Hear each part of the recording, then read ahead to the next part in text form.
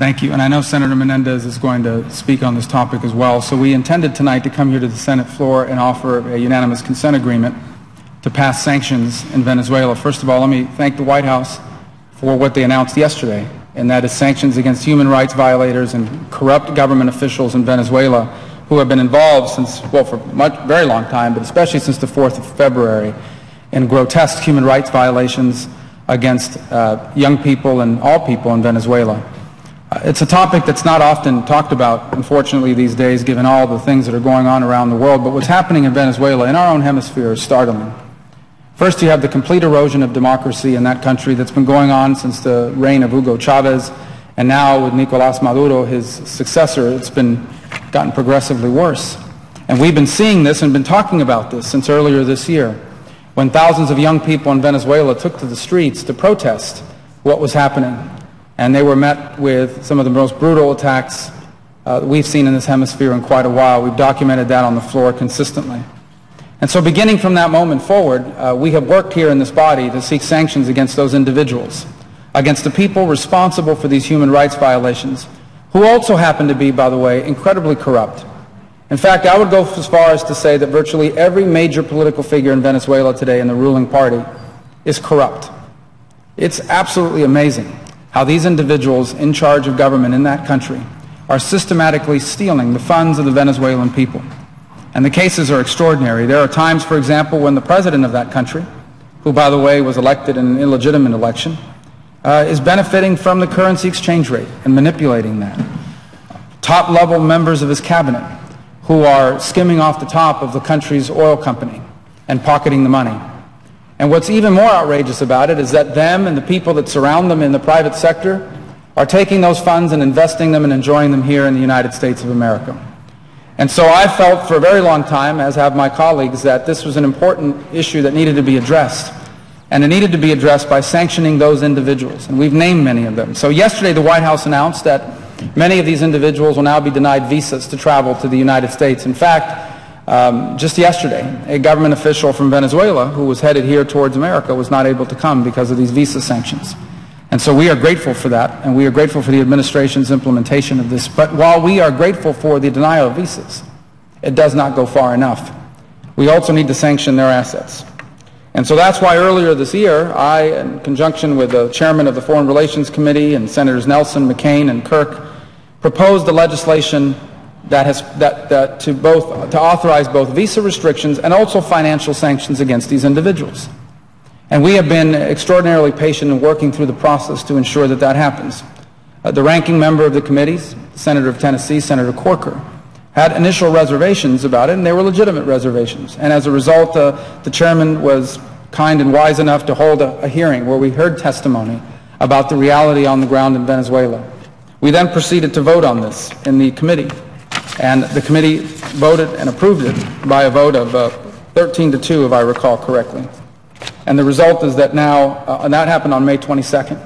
And then we've patiently worked with our colleagues to try to bring this to the floor, understanding that with all the issues going on, it would be difficult to schedule a roll call vote on it, but we would try to pass it by a process here in the Senate we call unanimous consent, where we ask all of our colleagues to approve it.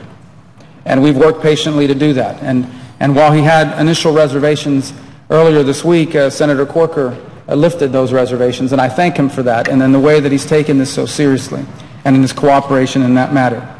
So my intention this evening was to come here on the Senate floor and ask for unanimous consent of this body to pass this resolution. But some of my colleagues have expressed concern about some of the costs that potentially are embedded in this. Let me explain those costs for point of clarification. There were two in general. The first was a $15 million funding for a democracy program in Venezuela, which I believe is a worthy endeavor.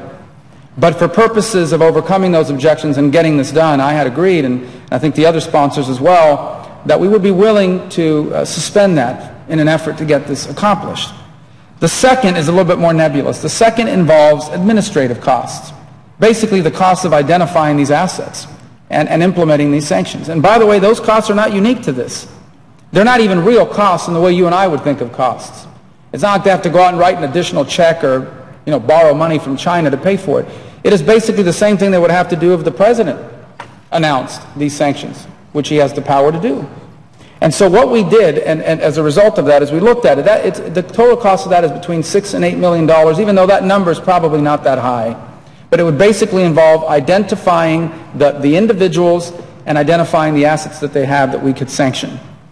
There was concern about that, and we were willing to find an additional measure to sunset the implementation of these sanctions in 2016 to lower the cost even further.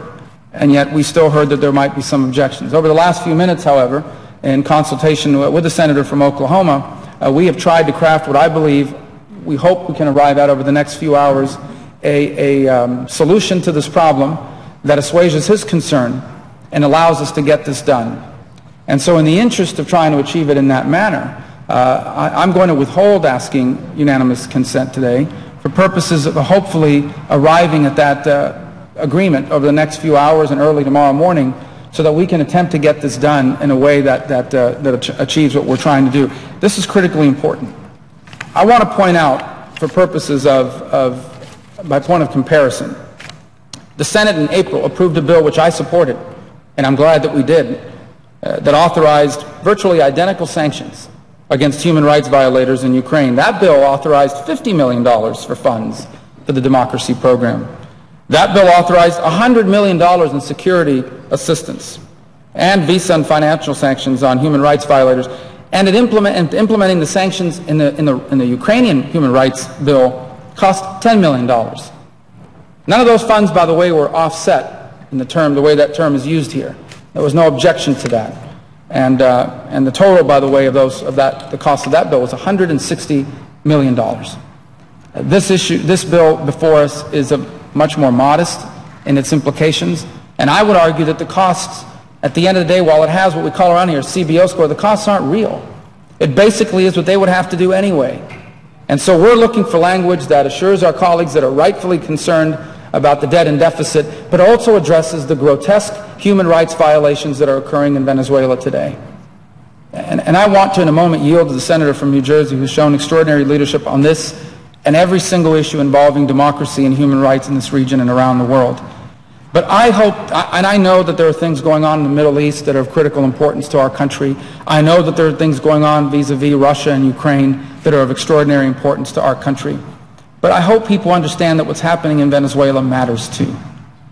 Because even as we speak, there are millions of people in that country who are being their rights are being systematically violated.